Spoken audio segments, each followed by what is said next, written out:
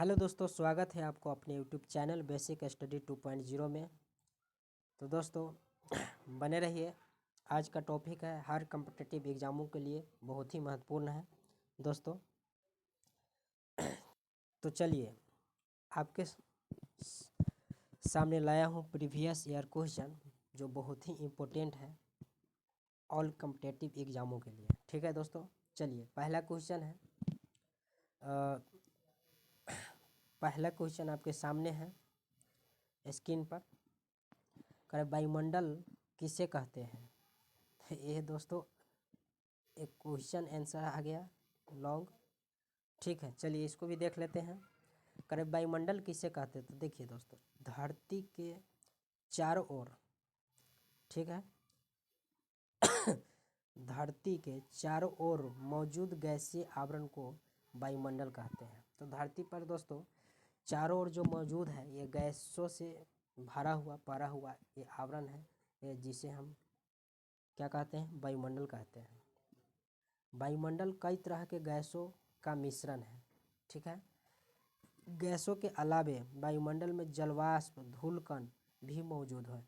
तो ये सभी जो है ये मौजूद है और इसी मौजूदगी को हम क्या कहते हैं? वायुमंडल कहते हैं। ठीक है दोस्तों, तो आगे बढ़ते हैं। नेक्स्ट क्वेश्चन है कि वायुमंडल में कितना प्रतिशत नाइट्रोजन होता है दोस्तों? तो वायुमंडल में नाइट्रोजन जो होता है 78.07% होता है। ठीक है दोस्तों, या 78% भी देता है। ठीक है, ये देखेंगे। ठीक है, अगला है वायुमंडल में कितना आर्गन है? तो आर्गन जो है वायुमंडल में दोस्तों ये 0.93% है। कितना है? 0.93% है। आगे बढ़ते हैं। आगे है कि वायुमंडल में कार्बन डाइऑक्साइड की मात्रा कितनी है? तो कार्बन डाइऑक्साइड की मात्रा आपको बता दें कि 0.03% है। ठीक है, अगला है कि वायुमंडल की सबसे महत्वपूर्ण गैस कौन सी है? तो वायुमंडल की सबसे महत्वपूर्ण गैस जो है दोस्तों ये कार्बन डाइऑक्साइड है। ठीक है, क्या है? कार्बन डाइऑक्साइड है। आगे बढ़ते हैं इसी के साथ। आगे है आपका ये क्वेश्चन। चलिए दोस्तों 7 नंबर क्वेश्चन है कि ऑक्सीजन गैस वायुमंडल में कितने किलोमीटर तक फैली है? देखिए दोस्तों, ये ऑक्सीजन गैस के बारे में कह रहा है कि वायुमंडल में जो है ये कितने किलोमीटर तक फैली हुई है। ठीक है, तो आपको बता दें ये 64 किलोमीटर तक फैली हुई है वायुमंडल में। ठीक है दोस्तों, चलिए आगे बढ़ते हैं कि कह रहा है किस गैस को जीवनदायिनी मानते हैं? तो देखिए दोस्तों, ये सभी को जानकारी होना चाहिए कि ऑक्सीजन जो है ये जीवनदायिनी गैस है, क्योंकि ऑक्सीजन जो है हम सांस लेते हैं। ठीक है दोस्तों, और कार्बन डाइऑक्साइड छोड़ते हैं। ठीक है, चलिए अगला है वायुमंडल में ऑक्सीजन की मात्रा कितनी है? तो वायुमंडल में ऑक्सीजन की मात्रा जो है 20.99% है। कितना है? 20.99% है। ठीक है दोस्तों, आगे बढ़ते हैं। अगला क्वेश्चन है कौन सी गैस के अभाव में हम ईंधन नहीं जला सकते हैं? देखिए दोस्तों, ईंधन अगर हम जलाना चाहते हैं, अगर एक गैस नहीं रहने पर जो है आग को नहीं जला सकते हैं, किसी भी ईंधन को नहीं जला सकते, वो गैस है कौन? ऑक्सीजन। क्योंकि ऑक्सीजन के संपर्क में आने से ही कोई ईंधन जल सकता है। ठीक है दोस्तों, चलिए तो ये ऑक्सीजन है। अगला है वायुमंडल में नियोन गैस की मात्रा क्या है? तो नियोन गैस की मात्रा जो है आपका 0.0018% है, यानी कि इसको 0.0018% भी कह सकते हैं। ठीक है दोस्तों, चलिए आगे बढ़ते हैं। हीलियम गैस की मात्रा कितनी है? तो हीलियम गैस की मात्रा जो है 0.005% है। कितना है? 0.005% है। दोस्तों ये सभी जो है क्वेश्चन जो है VVI है, ठीक है, बहुत ही इम्पोर्टेंट क्वेश्चन है सभी एग्जामों के लिए। आगे बढ़ते हैं।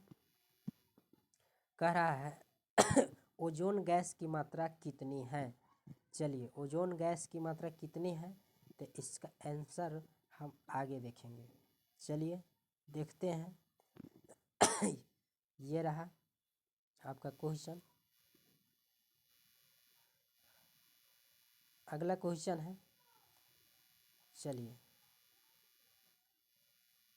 अगला क्वेश्चन है कि वायुमंडल की सबसे निचली परत का क्या नाम है। तो वायुमंडल के सबसे निचली परत का नाम है क्षोभ मंडल, ठीक है दोस्तों। चलिए विषुवत रेखा पर क्षोभ मंडल की ऊंचाई कितनी है। तो विषुवत रेखा पर क्षोभ मंडल की ऊंचाई 16 किलोमीटर है। कितना है दोस्तों, 16 किलोमीटर है विषुवत रेखा पर। आगे बढ़ते हैं। करा ध्रुवों पर क्षोभ मंडल की कितनी ऊंचाई है। ध्रुवों पर जो है क्षोभ मंडल की ऊंचाई जो है कितनी है, तो ये 8 किलोमीटर है, ठीक है, 8 किलोमीटर है। आगे बढ़ते हैं। क्षोभ मंडल में कितने मीटर की ऊंचाई के बाद जो है 10 डिग्री 10 डिग्री सेल्सियस तापमान की कमी हो जाती है। क्षोभ मंडल में कितने मीटर ऊंचाई के बाद जो है जाने पर 10 डिग्री जो है तापमान की कमी हो जाती है। तो प्रत्येक 165 मीटर ऊंचाई पर जाने के बाद जो है 10 डिग्री सेल्सियस तापमान की कमी हो जाती है 165 मीटर ऊपर जाने पर, ठीक है दोस्तों। आगे बढ़ते हैं। इसी के साथ ऋतु तथा मौसम संबंधी घटनाएं जो होता है आपका किस मंडल में होता है, ठीक है, तो ये क्षोभ मंडल में ही होता है, ठीक है दोस्तों।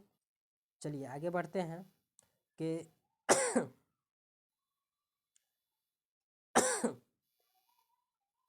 आगे बढ़ते हैं। कह रहा है कि क्षोभ मंडल को और किस नाम से जाना जाता है।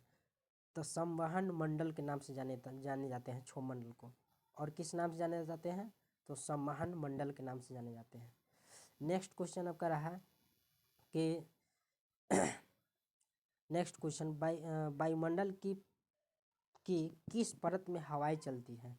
तो दोस्तों ये क्वेश्चन का आंसर आप लोग कमेंट में दीजिए, ठीक है दोस्तों। हम आगे बढ़ते हैं। चलिए नेक्स्ट क्वेश्चन है आपका ये रहा।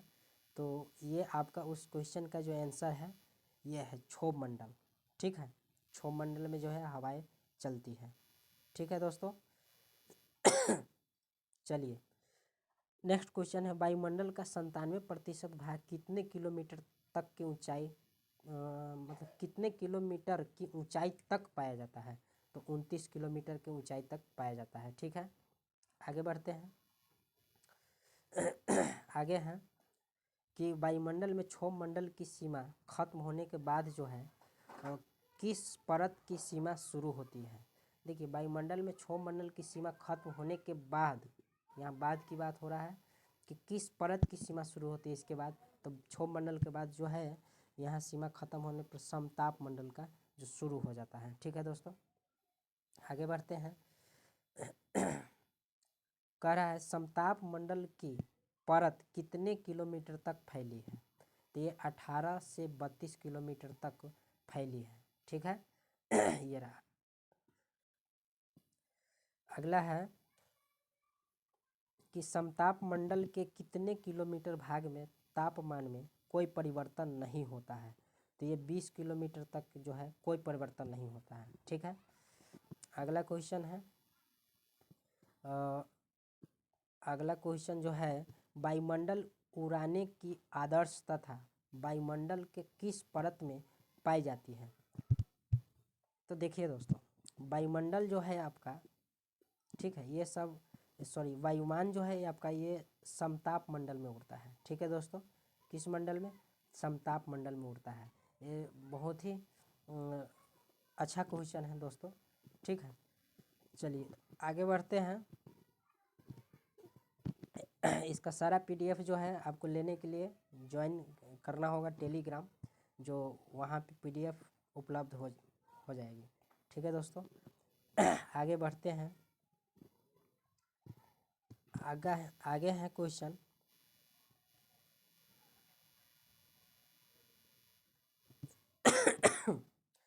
चलिए, करा ध्रुवों पर वायुमंडल की किस परत की मोटाई सबसे अधिक होती है। तो देखिए, ध्रुवों पर वायुमंडल के जो है परत की मोटाई जो है सबसे अधिक समताप मंडल पर होती है। ठीक है, किस मंडल पर? समताप मंडल पर होती है। और समताप मंडल में ही जो है वायुयान ये सब उड़ती है, यान ये सब उड़ती हैं। ठीक है। चलिए आगे बढ़ते हैं कि मर्दर ऑफ पर्ल क्लाउड, भूलाभ मेघ किसे कहते हैं। तो देखिए, ये समताप मंडल में कभी कभी विशेष प्रकार के मेघों का निर्माण होता है जिन्हें भूलाभ मेघ या मर्दर ऑफ पर्ल क्लाउड कहते हैं। ठीक है दोस्तों, तो ये लॉन्ग क्वेश्चन है, फिर भी इसको ऑब्जेक्टिव के रूप में याद रखना है। क्वेश्चन पूछ दिया तो ये बनाना पड़ेगा। चलिए आगे बढ़ते हैं कि धरातल से 32 से 60 किलोमीटर के बीच वायुमंडल की कौन सी परत है। तो वायुमंडल की ओजोन परत है, 32 से 60 किलोमीटर के बीच जो है ओजोन मंडल है। ठीक है, आगे बढ़ते हैं कि पृथ्वी का सुरक्षा कवच किसे कहते हैं। देखिए दोस्तों, ये पृथ्वी के सुरक्षा कवच जो है ओजोन मंडल है। ओजोन मंडल में ही है जो हवाएं चलती हैं। ठीक है, तो याद रखना है। चलिए आगे बढ़ते हैं कि ओजोन परत की मोटाई मापने में कौन सी इकाई का प्रयोग किया जाता है। तो ये दोस्तों डॉप्सन इकाई का प्रयोग किया जाता है। ये बहुत ही इम्पोर्टेंट क्वेश्चन है दोस्तों। ठीक है, ये डॉप्सन इकाई का उपयोग करते हैं ओजोन परत की मोटाई मापने के लिए। ठीक है, आगे बढ़ते हैं। आगे है क्वेश्चन, ये रहा आपके सामने। चलिए आगे है, वायुमंडल में किसकी ऊंचाई 60 किलोमीटर से 640 किलोमीटर तक फैला है। तो आयन मंडल की है। आयन मंडल की जो ऊंचाई जो है वायुमंडल में 60 किलोमीटर से 640 किलोमीटर तक फैली है। ठीक है है। आगे बढ़ते हैं कि रेडियो तरंगे किस परत में पाई जाती है। तो रेडियो तरंगे जो है आपका ये आयन मंडल में पाया जाता है। ठीक है, रेडियो तरंगे जो है आयन मंडल में पाया जाता है। आगे बढ़ते हैं, टेलीफोन। ठीक है, यहाँ पर है टेलीफोन, रेडियो। ठीक है, और रडार के लिए वायुमंडल की कौन सी परत जिम्मेदार है। तो ये करा कौन सी परत जिम्मेदार है, आयन मंडल है। करा टेलीफोन, रेडियो और टेलीविज़न रडार के लिए वायुमंडल में कौन सी परत जिम्मेदार है। तो आपका ये जो आंसर है आयन मंडल है। ठीक है, इसी के साथ आगे बढ़ते हैं। चलिए, वायुमंडल में 640 किलोमीटर से ऊपर के भाग को क्या कहा जाता है। तो ये वायुमंडल कहा जाता है। देखिए, वायुमंडल में 640 किलोमीटर के ऊपर जाइएगा उसके बाद तो कौन सा मंडल आ जाता है, वायुमंडल आ जाता है। ठीक है दोस्तों, ये सबसे ऊपर का मंडल है वायुमंडल। चलिए, वायुमंडल में किस गैस की प्रधानता होती है। तो ये आप सबको जानकारी होना चाहिए। वायुमंडल में जो है हाइड्रोजन एवं हीलियम गैस की प्रधानता होती है। ठीक है ये है VVI क्वेश्चन है। चलिए, सूर्य ताप क्या है। ठीक है दोस्तों, तो इसका आंसर जो है आपको कमेंट बॉक्स में देना होगा, ये आप लोग के लिए है। ठीक है, सूर्य ताप क्या है। ठीक है दोस्तों, चलिए इसके और इसका हम बता ही देंगे आंसर क्या है। आगे बढ़ते हैं। क्वेश्चन आपका ये रहा। चलिए, सूर्य से पृथ्वी तक पहुंचने वाली सौर विकिरण ऊर्जा को सूर्यताप कहते हैं। ठीक है, और यह ऊर्जा लघु तरंगदैर्घ्य के रूप में सूर्य से पृथ्वी तक पहुंचती है। ये आपका पीछे वाला क्वेश्चन का आंसर है। ठीक है दोस्तों, तो ये रहा। आगे बढ़ते हैं। करा वायुमंडल की बाहरी सीमा सूर्य से प्रति मिनट वर्ग सेंटीमीटर कितनी ऊष्मा मिलती है। तो देखिए प्रति मिनट वर्ग सेंटीमीटर जो है 1.94 कैलोरी ऊष्मा मिलती है। कितना मिलती है? 1.94 कैलोरी ऊष्मा मिलती है। ठीक है, वायुमंडल की बाहरी सीमा पर सूर्य से प्रति मिनट प्रति वर्ग सेंटीमीटर ऊष्मा मिलती है। कितना? 1.94 कैलोरी मिलता है दोस्तों। ठीक है, आगे बढ़ते हैं। कह रहा है एलिबडो किसे कहते हैं? ठीक है, तो अभी जो है दोस्तों, अभी ऐसे ही क्वेश्चन पूछा जा रहा है हर एग्ज़ाम में। ठीक है दोस्तों, तो इसको याद तो करना ही पड़ेगा हर हाल में। चलिए, कह रहा एल्बिडो किससे कहते हैं? तो किसी भी सतह को प्राप्त होने वाली सूर्यताप की मात्रा और उसी सतह से परिवर्तित की जाने वाली सूर्यताप की मात्रा के बीच के अनुपात को हम एल्बिडो कहते हैं। ठीक है, आगे बढ़ते हैं। कह रहा है तापमान किसे कहते हैं? तो लो, भूतल से करीब 1 मीटर ऊपर स्थित वायु की गर्मी को उस स्थान का हम तापमान कहते हैं। ठीक है, आगे बढ़ते हैं। आगे है दैनिक तापांतर क्या है? दैनिक तापांतर क्या है? तो कि आंसर है किसी स्थान पर किसी एक दिन के अधिकतम या न्यूनतम तापमान के अंतर को वहाँ का दैनिक तापांतर कहते हैं। ठीक है, आगे बढ़ते हैं। इसी के साथ दोस्तों अब क्वेश्चन आपका समाप्त हो गया दोस्तों। चलिए, तो ये रहा आपका क्वेश्चन। ठीक है,